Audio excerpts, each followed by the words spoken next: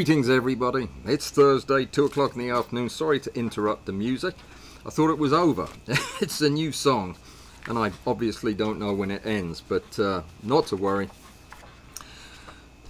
I'm not a DJ. You figured that out already. It's Thursday, and today in Macro Talk 2 we're going to pick up where we left off in Macro Talk on Tuesday. We're talking about getting back into the swing of things after being off for a while, after taking a break from macro. And on Tuesday we talked about why people start doing macro in the first place, what attracts them to it, and then we talked a little bit about why people pack it in. And there were some pretty good reasons for that. But today we're going to talk about why people come back and a few practical things that you can do to stay, if that's your plan. So we've got a lot to cover. A couple of announcements and a couple of things people have asked me to address, which I will do. First of all, I want to recommend a book. I recommended it on Tuesday. I'm recommending it again because I read more of it and it gets even better. This is Arthur Evans' book, Beetles of Eastern North America. Somebody asked me on Tuesday, well, that's no good for the half of us that live in Western North America. Actually, good news. There is a volume of this, Beetles of Western North America, by the same author. It's even bigger than this one.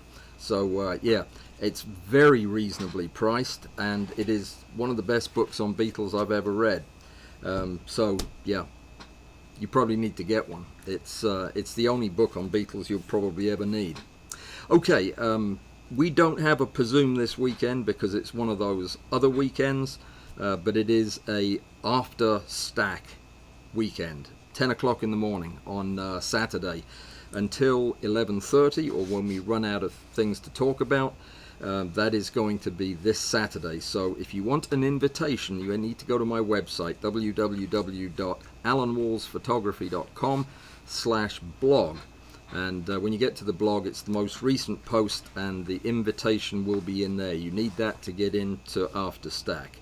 It's free and everybody's invited, but you need the invitation to get in. Okay, and that's Bud Parrott and I do that, by the way. Bud does most of the intelligent talking, and I just, I don't know why I'm there, actually. I'm not sure. I'll ask Bud this week.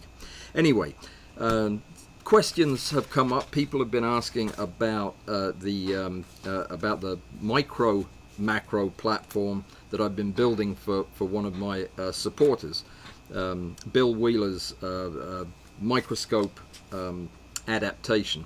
I wanted to show you where we are with it because I'm finished with it, and I thought that you might like to see it. It's right there. This is it. This is the final product. When it's all said and done. Now the only thing that's missing, the more astute of you will notice, is the belt and the pulley from this end. They're probably in the mailbox right now, but this is going to be belt driven for more compactness. This is the microscope block. This is the where the camera and lens go up here.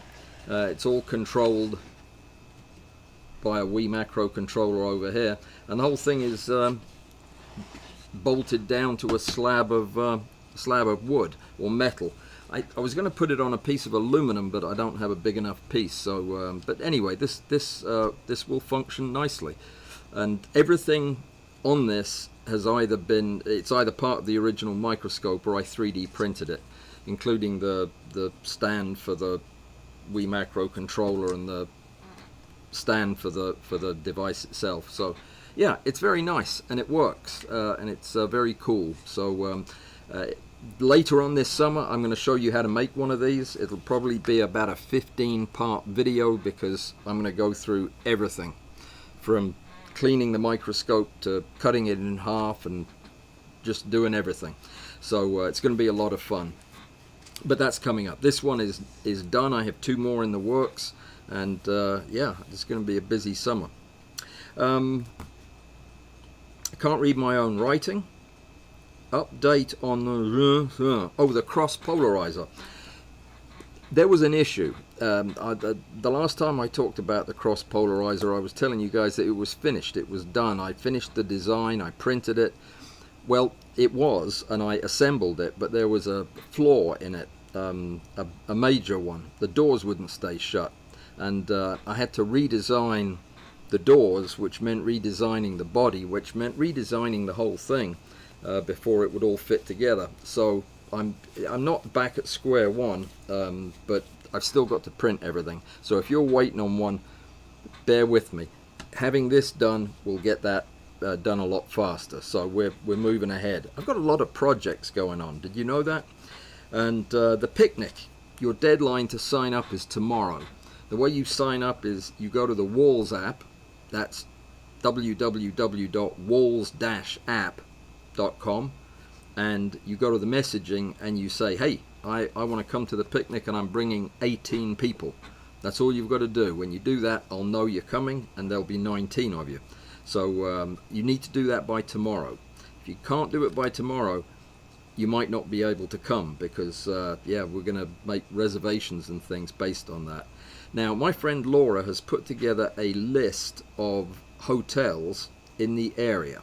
I didn't know there were any, but apparently there are. She's put a list of 5 hotels that are the nice ones, and their numbers and where they are and everything. So if you're interested in getting that piece of information, please let me know. If there's anybody at all that needs that, let me know in the chat, and I will put the list in the chat somehow, maybe at the end of the thing, or I'll put it on my website. That's probably what I'll do. I'll put it in the article over there on my blog, but I'll also put it here if you want it. So that's anybody that's coming. If you're coming to town Friday or you're staying through Saturday, one of those two, and you would like to go to dinner with me, please let me know that you're coming, and we'll make the necessary arrangements, and we'll go out and socialize. It's a thing. It's a thing we do here in the Midwest. Okay, there was a question about the contest. It's the theme for this month is My Tiny Universe, and some people have said, what exactly does that mean, Alan? Well, I'll give you a couple of examples. It's a photograph that is an actual photograph. It's not a composited image that shows or tells a story without using anything large, but it tells a story about the whole world. So an example would be you've seen the pictures of little tiny figures doing road work and things. That would be an example of my tiny universe. A little model of a girl sitting on a swing that's swinging on a daffodil. That would be an example. A teacup that was filled with rocks and sand arranged in a way that looked like a landscape. That would be good too. You can make buildings up and make a street or a city or whatever you want. The point is this: you're going to tell a story on the macro scale. That's all it's about. Is something that tells a story about our big size world, but does it through a macro photograph. It requires creativity, and it's going to be difficult. I can't wait to see what you guys come up with. I hope that explains. Underwater submerged flowers and plants, somebody asks. If it's on a macro scale, I said close up or macro, so 1 to 4 or smaller than that. Yeah, absolutely. The thing is, you want it to tell a story, maybe to be humorous or to be alarming or to inform about something. It should connect with the judge, or judges, I should say. And to do that, you have to use your imagination. You can buy tiny little models of farm animals and people and trains, miniature trains. There you go. There's a story in there somewhere. So use your imagination. I think you're getting the idea.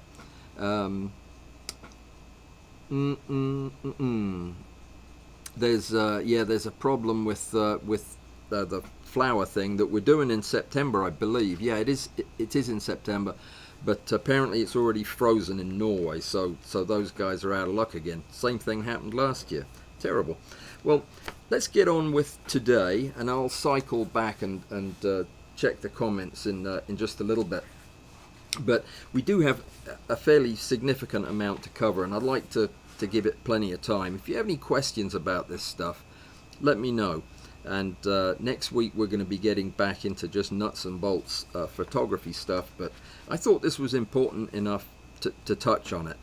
Not in retrospect, it's not just coincidental. There are a couple of people I know who are struggling with photography right now, and when people are struggling with it, it tends to be when they think about packing it in, and sometimes they do. A lot of the times, people who've at least been in it for a while before they pack it in come back again, and that's always intrigued me. You know, the motivation to walk away from something as engaging as macro photography has usually got to be pretty significant. And if something has interrupted or interfered with your photography that's that significant, I would have thought people wouldn't come back, but the opposite is true. A lot of people will come back and determined to start over and pick up where they left off. That can be for a lot of reasons. Sometimes it's just a renewed interest or an inspiration. They see the work of Biss. What's his first name? Can't remember. Levon Biss. They see his work or go to his presentation at the museum and think, oh gosh, I used to do that. I could take that up again. So they come back. Sometimes it's just looking at an old book that used to give you inspiration before and makes you think, I want to do it. Maybe you'll see one of your old photographs. Maybe it's a terrible one and you think you can do better. Maybe it's a great one and you want to do it again.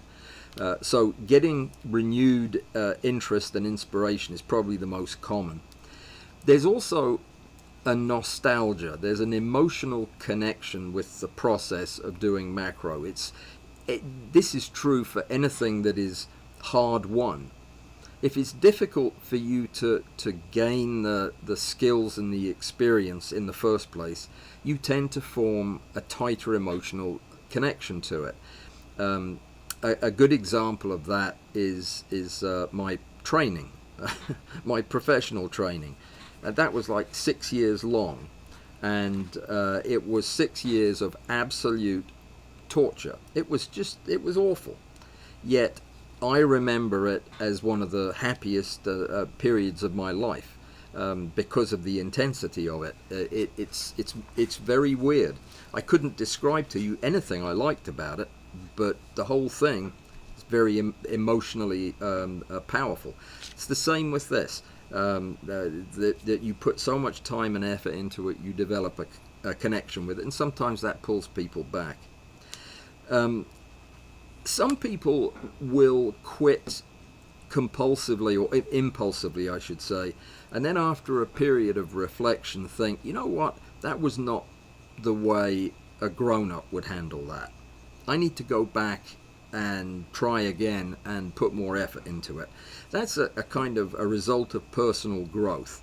I think we all over time develop better skills for coping, and sometimes if we did something in a moment, a heated moment that really wasn't well thought out, sometimes we'll cycle back, make a different decision and try again. I do see that. Sometimes a shift in your life circumstances. Maybe you've been married for a long time and decide that's not for you anymore. Or usually, I'm sure that the other half decides you're not for them anymore. But whatever happens, you suddenly end up with time on your hands. Or the kids leave home. Like mine when they're 5, you send them away somewhere. No, you suddenly end up with time. You retire from your job. All of these things can suddenly make it more appealing to get back into it because you've got a little bit of time to spend and you think you can do a better job of it. community engagement is, I think, more important than a lot of people credit it with. But the community, at least in our particular little corner of macro world, I think there is a really strong community, and people get to know one another and like one another and trust one another. And in the process of learning how to do this and going through all the frustrations, some of those bonds get pretty significant. And that will bring people back. Even if the interest in the photography may not be as great as it once was, the interest in the friendship and the fellowship of like-minded people is. And then there's the same kind of stuff that got you there in the first place, the desire to be challenged.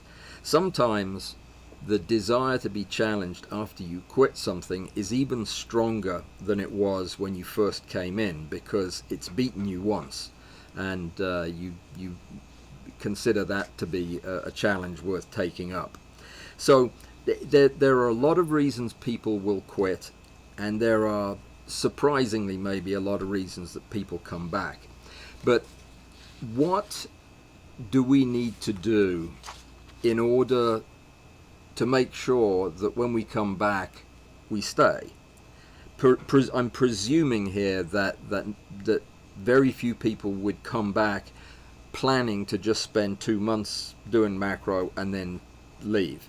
It would be my assumption that anybody who comes back wants to make this a long-term investment in their time. They want to accomplish the goals they had in the first place. On that assumption, then, it would be a good idea to figure out what we could do, how we could manage our hobby in such a way that we weren't put in a situation of being tempted to quit again, at least not without a very good cause. So what do you do? What are the skills and the practices, the techniques that you can do on a daily basis as part of your engagement with macro that is likely to result in you sticking around for a good long time? One of the first things that's not really a practice or a skill, but it is a prerequisite, I think, for successfully returning, for getting back in the saddle, and that is understanding, in your particular case, why you fell off in the first place. Just the process of examining that will often yield information and insights that you otherwise couldn't have got. It's probably not a bad idea to do it with somebody who knows you. If there was somebody that you frequently spoke to over on Discord, for example, and you leave and then come back, probably be a good idea to run your ideas by that person, somebody who knows you and knows what was going on back then. But getting a feel for what it was you suddenly decided made the whole thing not worth it would be valuable information. It doesn't necessarily translate into a solution for taking care of it the next time, but it could. It certainly could. So some of the things that I think are really important, these are things I do with students that are new to macro, not people that have quit and come back necessarily, but just people who there are some people that I'll teach, and that I've got some names for stereotypes I might share with you in a little bit if we have time. But there are some people that I immediately get a feel for what their risk is as far as quitting, and oftentimes it's the people who are so eager to get going that they want everything yesterday, and they take big bites of the learning that needs to be done. This is dangerous, and it often leads to disillusionment and disappointment. But the antidote is to set some realistic goals. And goal setting is something that is best done with somebody else. It is dangerous to set goals for yourself because when you're the only person that knows about it, there's very little accountability, and those goals can change without the committee having to meet. So it's easy to talk ourselves out of things. But setting some reasonable goals that are both challenging, exciting, interesting, and doable. Most important is they've got to be doable. There is nothing worse than failing to achieve a goal, even if it's a goal you set for yourself and nobody else knows about. But breaking down big projects, for example, this is a big one. A lot of the stuff we do in macro, because it involves such a tedious and involved setup, it'll often be a huge job to get done. Breaking it down into small pieces, shooting just 1 or 2 pictures at a time instead of 8 or 9, and giving yourself enough time to think about what you're doing and to really do a good job of post-processing and all that stuff. Just, it helps to stay motivated when you're able to hit the mileposts as you go through a big project. And it's a good idea to be realistic, which is where having somebody to bounce ideas off is a good idea. Being realistic in terms of balancing your ambition with what is doable or what is reasonable. You may well have a goal that for your macro photography that you won't be happy until you have a picture on the cover of Nature. That is a lofty goal, and I wouldn't have any problem with setting that goal, but I would leave myself enough time to learn what you're doing and become very, very good at it, maybe a period of years, possibly a decade. I would not encourage anybody to set that goal and have next Tuesday as your target. So balance your ambition with reality, and get some feedback from people on what's real. Another big ticket item besides setting goals is setting up a routine. And now a lot of people will equate having a routine with boring, rote kind of behaviors.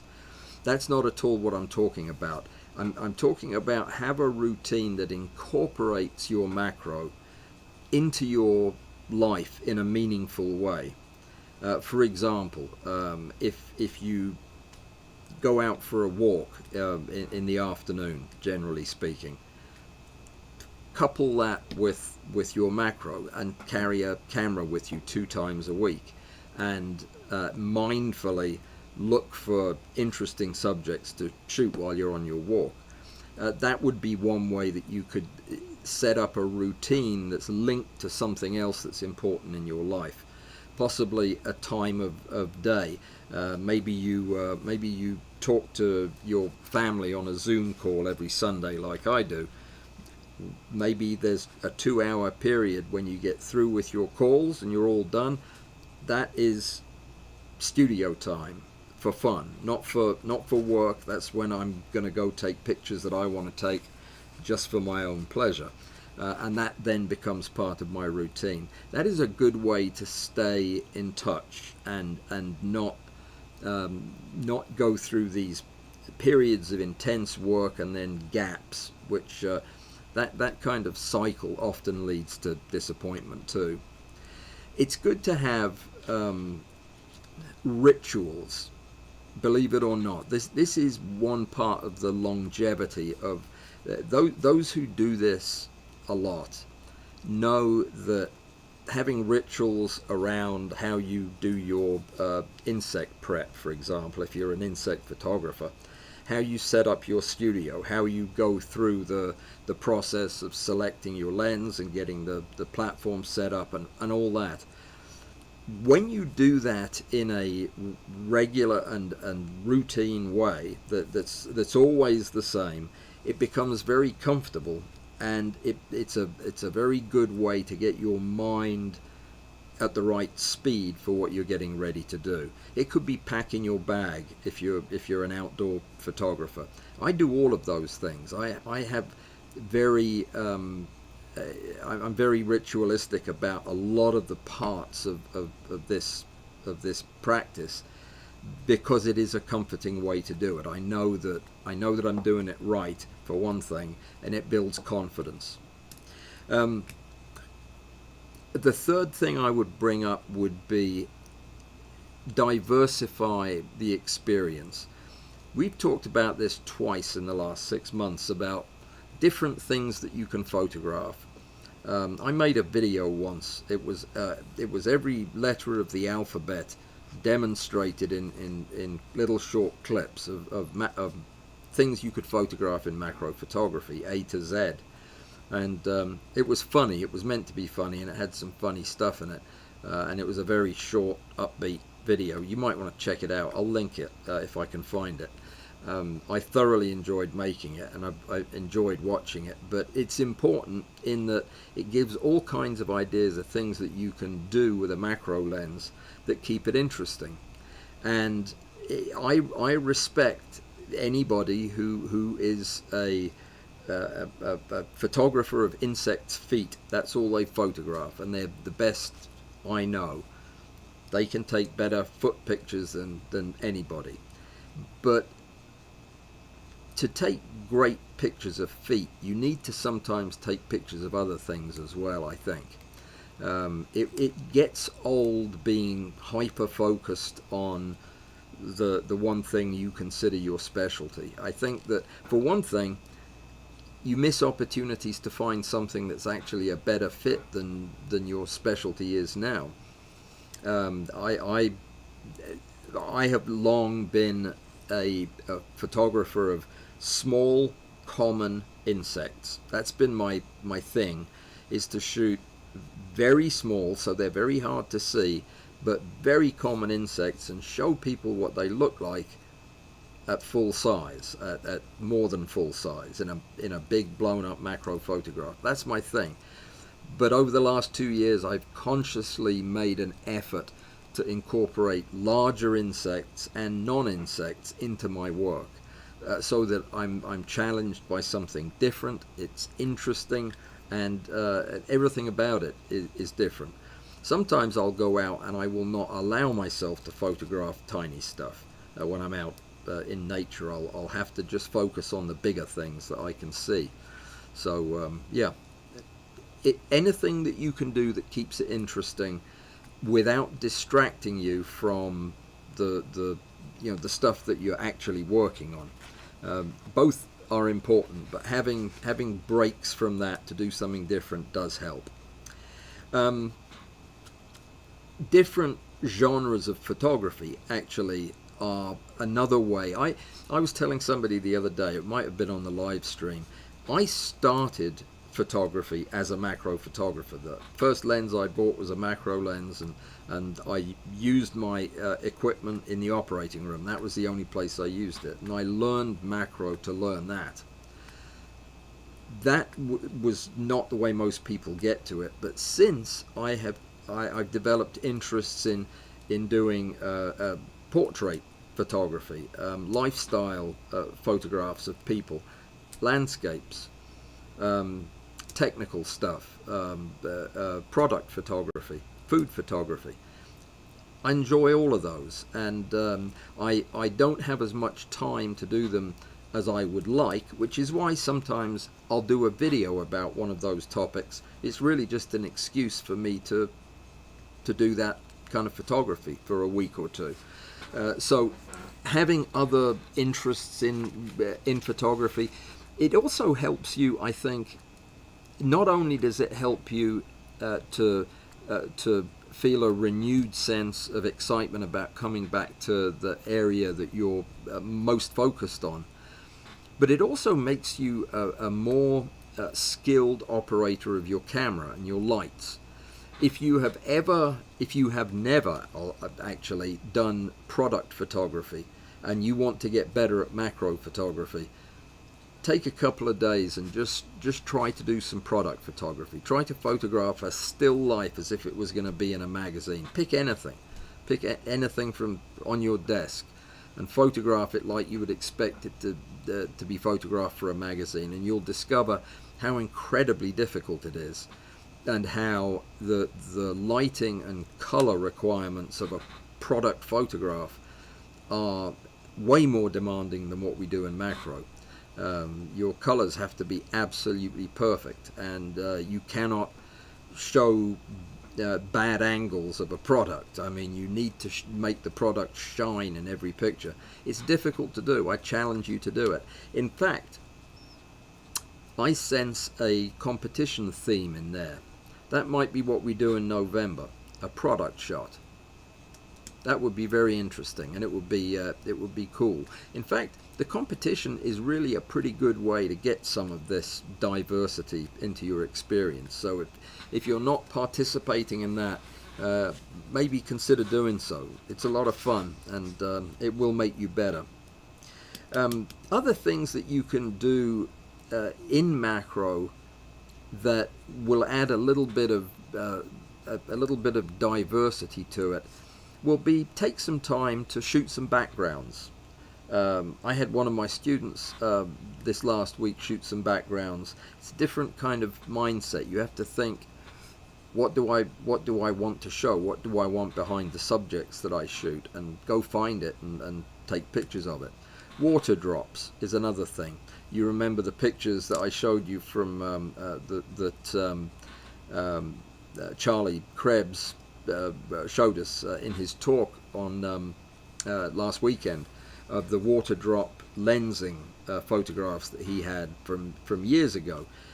Absolutely stupendous. Very much not the kind of thing he does, but it was obviously a big success and very rewarding. Trying stuff like that is good for your long-term longevity. Another thing that you can do, it's not easy, and it takes a plan, but sometimes collaborating with other people on a project can be really, really powerful in keeping it interesting and changing the way you look at the thing.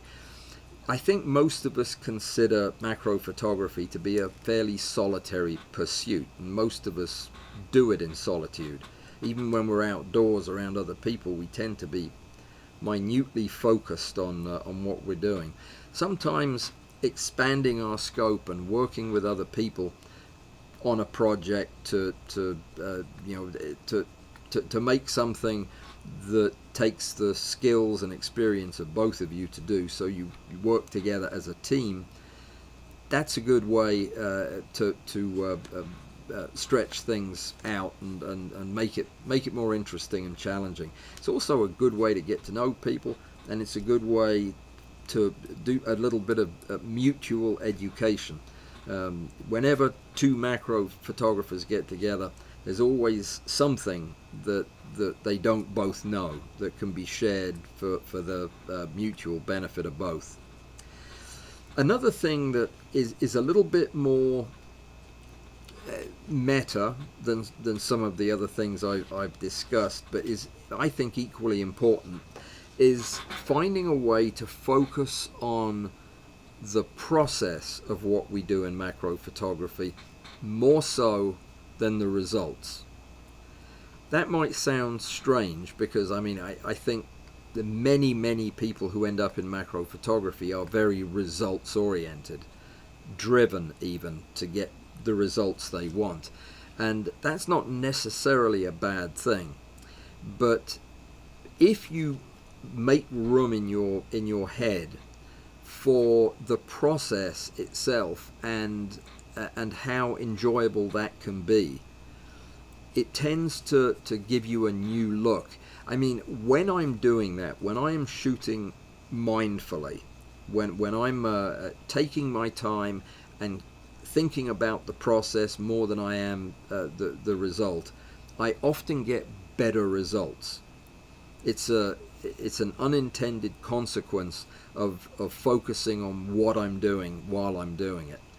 Another word that you'll hear bandied about by people who talk about this stuff all the time is about being in the moment, about being focused on what's happening now to the exclusion of everything else. That's what I'm talking about here, is when you're at the macro rig, you be 100% on the equipment, on the positioning, on the lighting, and don't make room for anything else. And that becomes a very enjoyable process, because you can see that there are opportunities to improve in almost everything we do.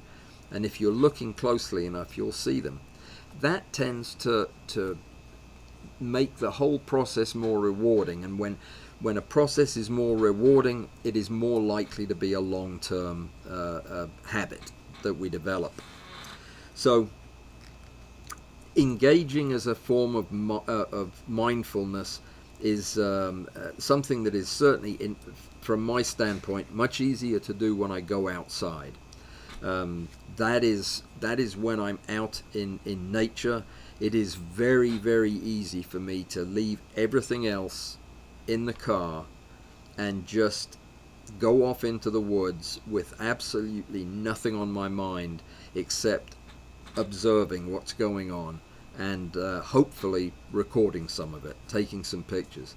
When I'm absolutely in the zone, when I'm outside, it doesn't really matter if I take pictures or not. It's really not about the pictures. It's about the process of being out there.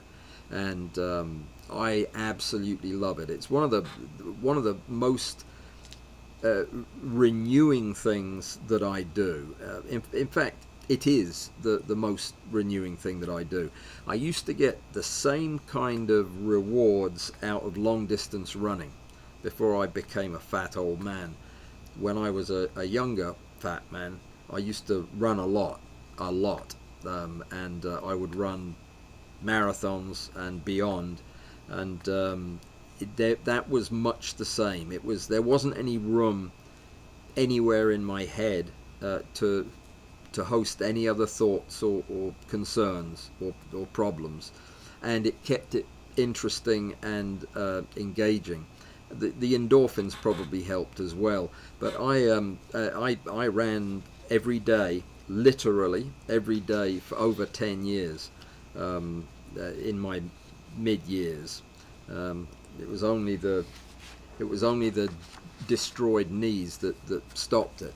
This is, in many ways, is the same thing, though you're much less likely to destroy joints doing it.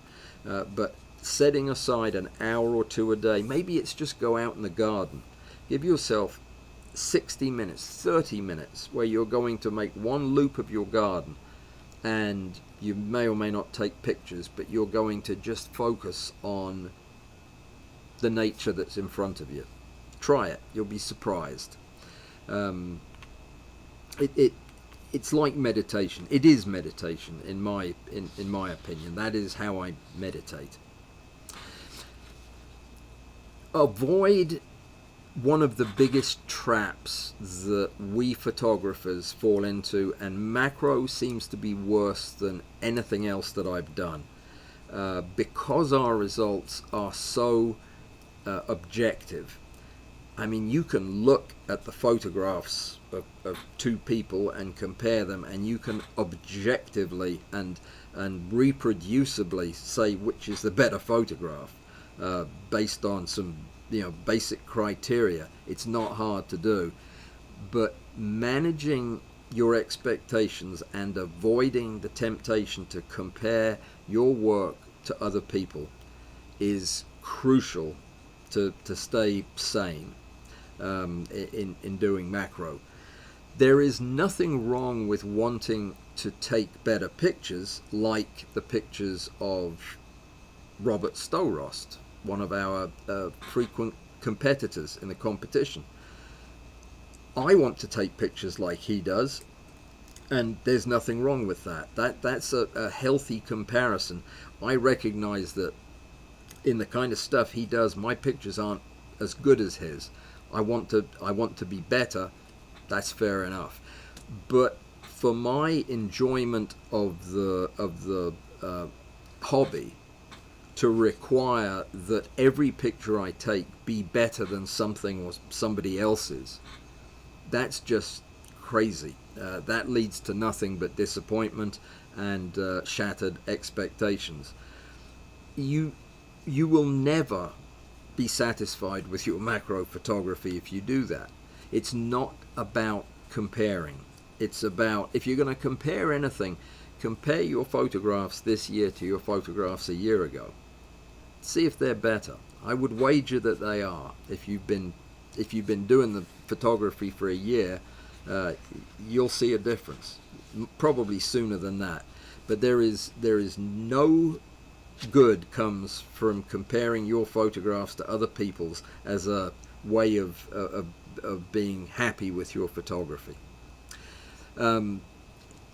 When you get setbacks, and one of the setbacks I hear about more than any other, because it's my competition and there's nowhere else for people to go to talk about it, people get disappointed when they don't get the results they expected in the competition.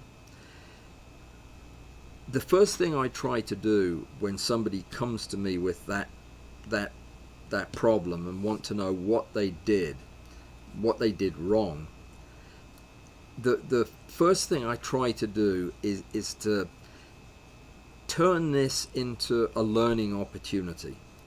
Turn this into a chance to get better at the thing that kept the picture from making it through to the next round.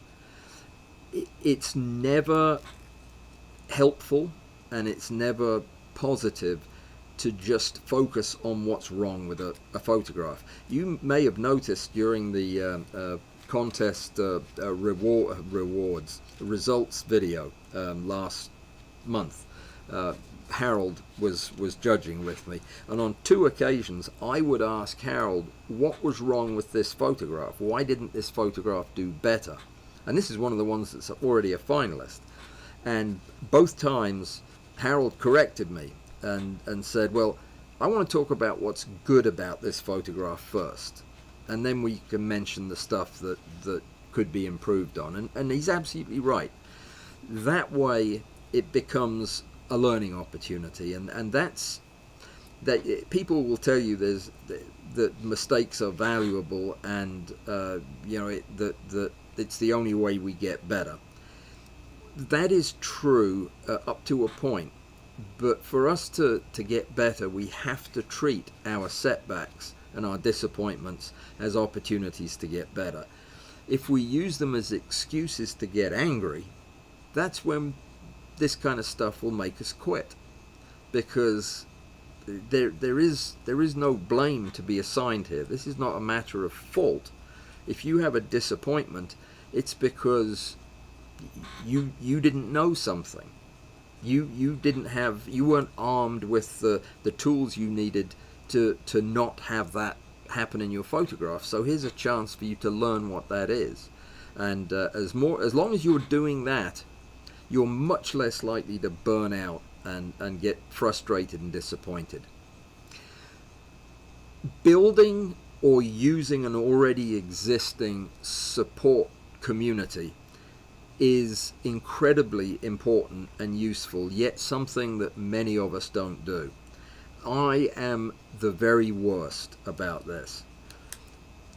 Discord is a superb place to find and utilize supportive people who also understand this stuff. You go over to Discord and you show a picture you're disappointed with, and or a picture you're excited about, and people will come out of the woodwork to help you understand what could have been done better. They generally do it in a very supportive and helpful way. And this is fantastic. This is what the community is all about. But in order to participate in that, in order to be part of that process, you first have to be part of the community. It's a very different dynamic if you've never talked to anybody, you don't know any of the people in the group, and you walk in and you say, I need help with this. Now you're still going to get it. you're still going to get the help because of the quality of the people that hang out in my Discord. They're going to go out of their way to help you.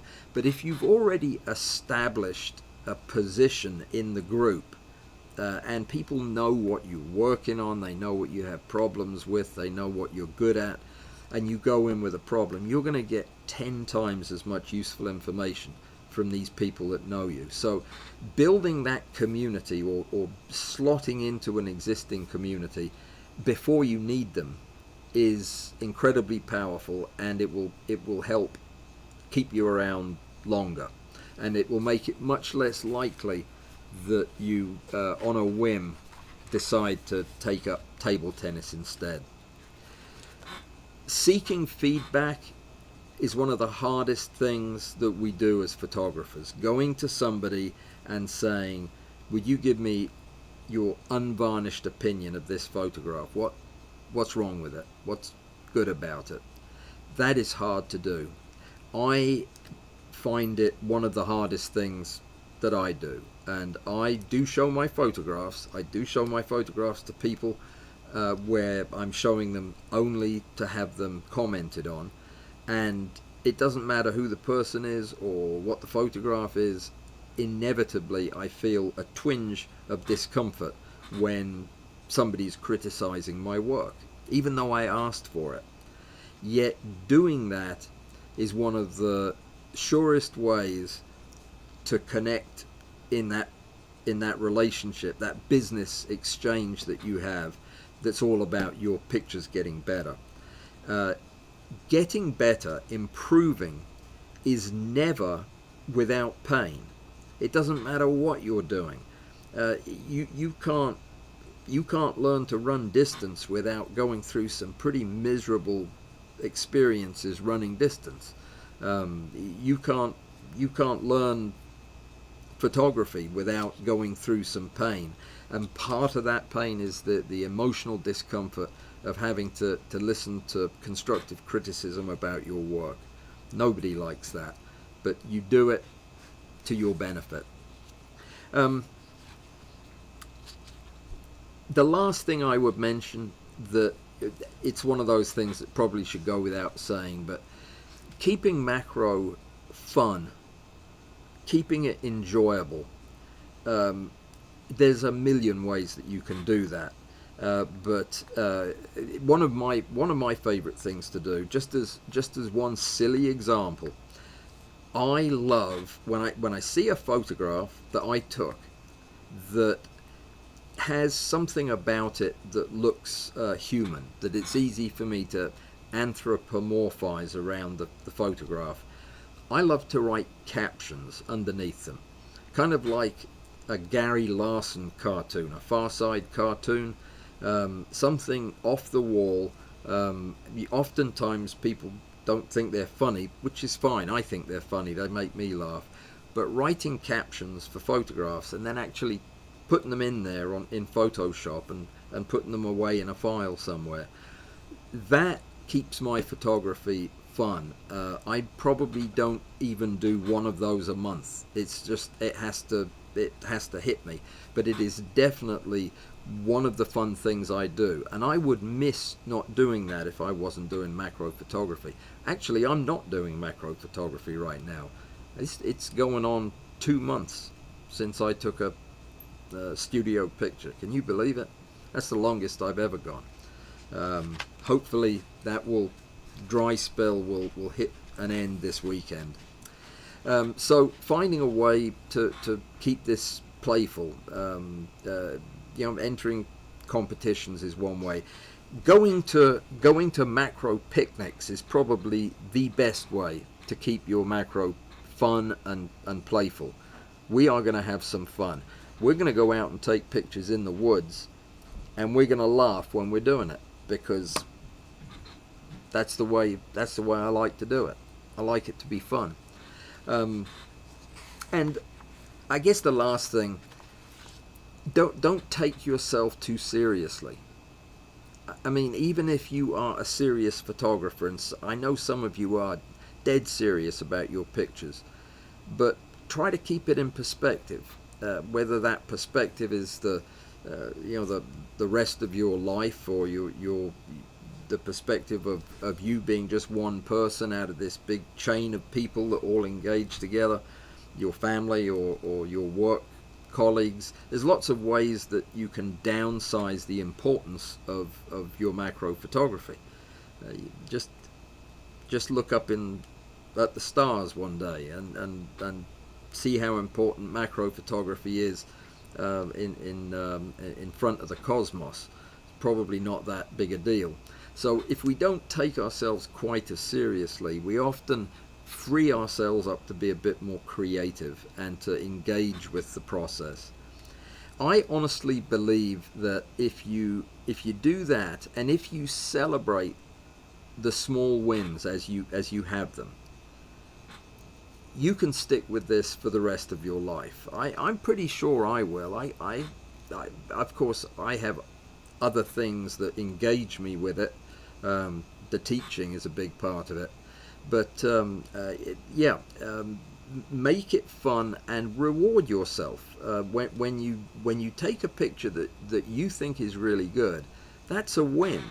No matter what anybody else thinks of it, that's a win, and that's worth celebrating. Make a print of it, put it up on the wall, send it to somebody, make a postcard out of it, send it to a magazine. Maybe they'll publish it. So these are the things that I try to teach my students when they're new. Obviously, not all at once. These are just things I nudge people towards as we go through the process.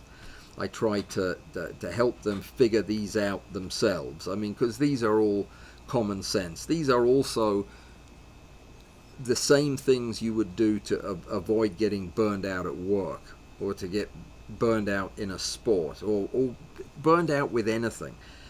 These are just healthy ways to go about doing anything that you plan to do for a long time, and hopefully that was helpful to you. I'm not going to get into the stereotypes, because I'm sure you've heard them all before. It was just something I was thinking about the other day, and they're not very flattering. So I don't think I'm gonna say them. We're on a roll here of being decent. What I do want to do is check the chat and see what's going on, because I noticed that Russ is here and is feeling inspired. Russ, good to have you here. That's I joke about it, but this developed only 2 years ago.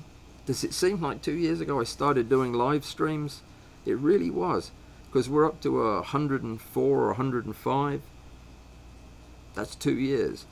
So this has probably done more. This engaging directly with you guys twice a week about macro photography, and giving as much information as I would give in a regular video is probably one of the most important things in my life as a macro photographer. I mean, I can't imagine not having this, because this is a way for me to really make my product more cohesive and together. It's a wonderful thing, and I'm delighted when people say that it's of value to them too. I know a lot of you come all the time, and that's fantastic. I'm so glad you do. I think those of us that meet here a lot are a lot less likely to disappear. Let me see who else is here. David's here, and asked everybody to hit like, which is good if you like it. Don't hit it if you don't. Greetings, Graham. Chertsey is dull. I wouldn't say it was dull. I found it quite lively.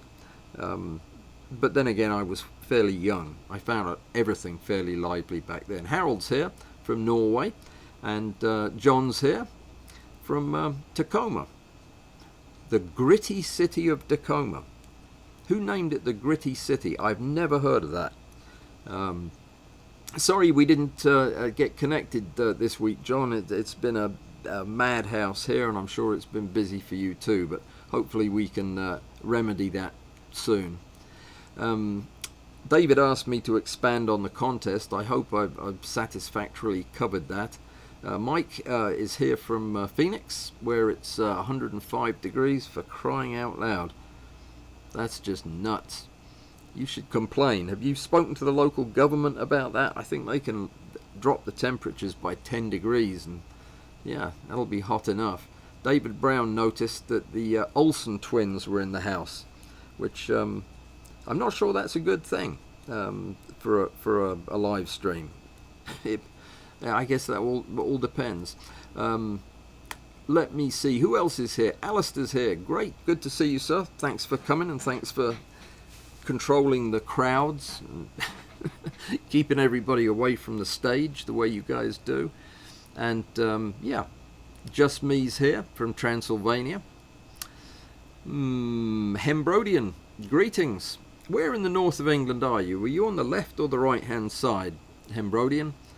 Are you going to come to the picnic next year? We're going to be doing it in where did we decide? Dunbar. Yeah, in the Borders. Should be fun. That's a pretty town. That'll be fun. Nick's here. Could have watched the ads, but thought I'd listen to the music instead. Did you like the music today? I've decided to just go with Jules Geyer. He does all my music that I use pretty much in my videos and everything. Super writer, writes good music. So I picked out a few of my favorites, and you heard a couple of them in the lead up to this one. We'll do more if you like it. Roy's here. Greetings and congratulations, Roy. How's Worcestershire? I hear you make a lot of sauce there. Is that right? Oh God, that was not even a funny dad joke. Jan Nelson's here. Greetings, Jan. I need to drop a line to you, something that I've been meaning to do for a while. I've now been reminded, and will do so. Let me see who else is here. Wilf is here from Canada, the barren wastelands of the north. Angie's here, and Joseph's here. And Joseph has changed his mind. He now likes Beatles, the Beatles of Liverpool. I can't get the man's distaste for insects. They are beautiful. Okay, Susan's here, 89 in North Alabama. I take it that's the temperature, Susan, right? That's too hot anyway. Let me see. I think that covers everybody who dropped in except Bob Fine. Bob is coming to the picnic. That counts as your notification, Bob. Did you tell me whether you're bringing someone? Is it Bob plus one or just you? I'll write your name down right now before I forget. Did I tell you guys I lost the list? I don't know where it is. It'll be in this office somewhere, but I've started a new one, and Bob's on it. I'll put just you, Bob, and then if there's a plus one or two or three, let me know. There, that was good. How can you round up 18 people by tomorrow? Go to a golf course. That would do it. Are you seriously coming, Joseph? Do you live? Detroit's a million miles from here, is it not?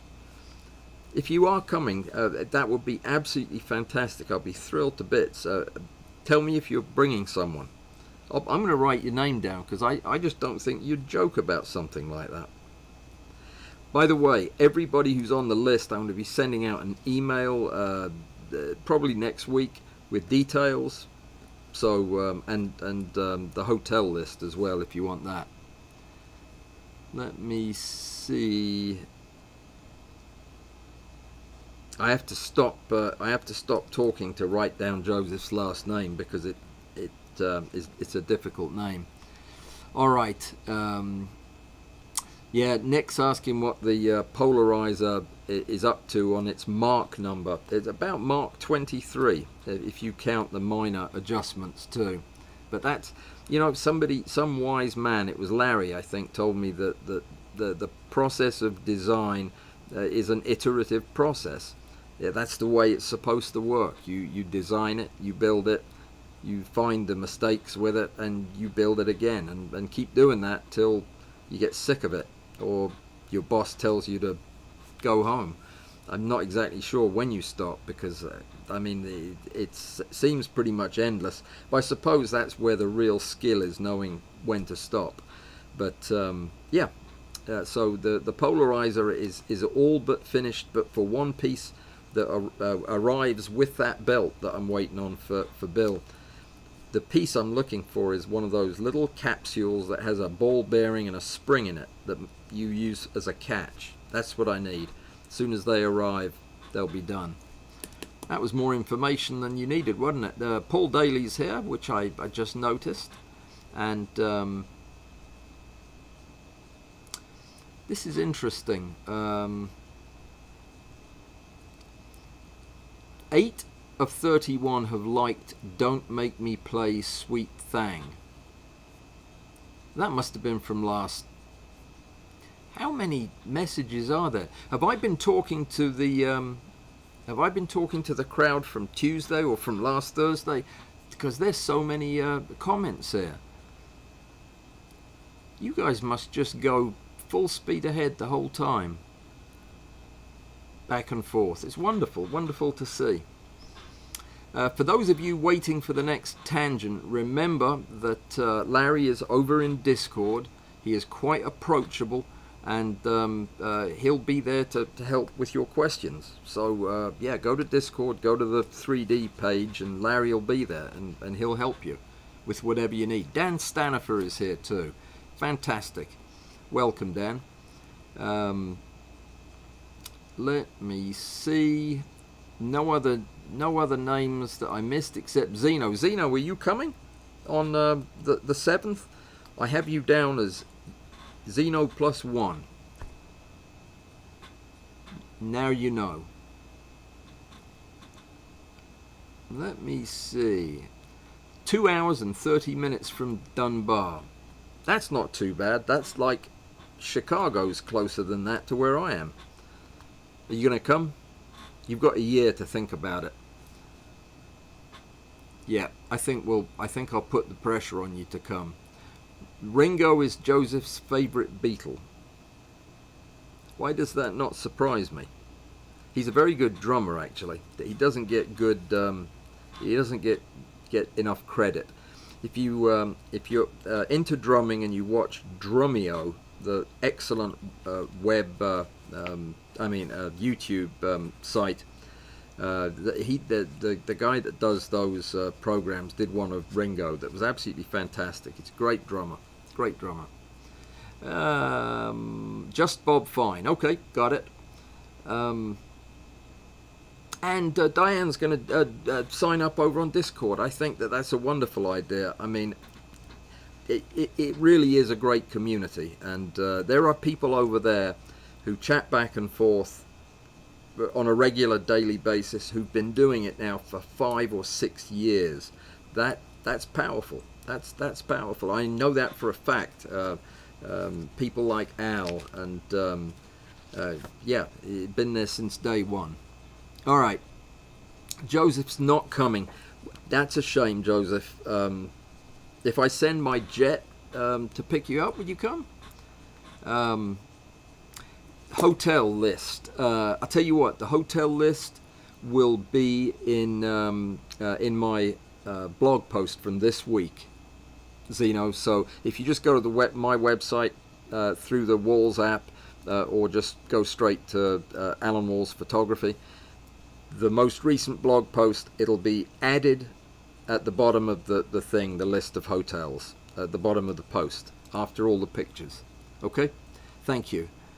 All right. Let me see. I think I got everybody. I know, Robert, you said you were coming, but yeah, if you want to come, and Demetrius is here last minute. Welcome, Demetrius. If you want to come and you don't want to write it in the list there, that's fine. Just let me know through the Walls app or the Patreon messenger. Just let me know you're coming and who you're bringing by tomorrow. Yeah, you expect to get an email from me shortly thereafter. We're done. We're out of time. I am going to go outside and avoid doing the unboxing I'm supposed to be doing. I should do that. Well, I'll figure it out. You guys take care. Have a great weekend. I will see some of you on Saturday for After Stack with Bud, and the rest of you, I guess, I'll see on Tuesday. And don't forget, sign up for the picnic if you're coming by tomorrow. Take care, everybody, and have a great weekend.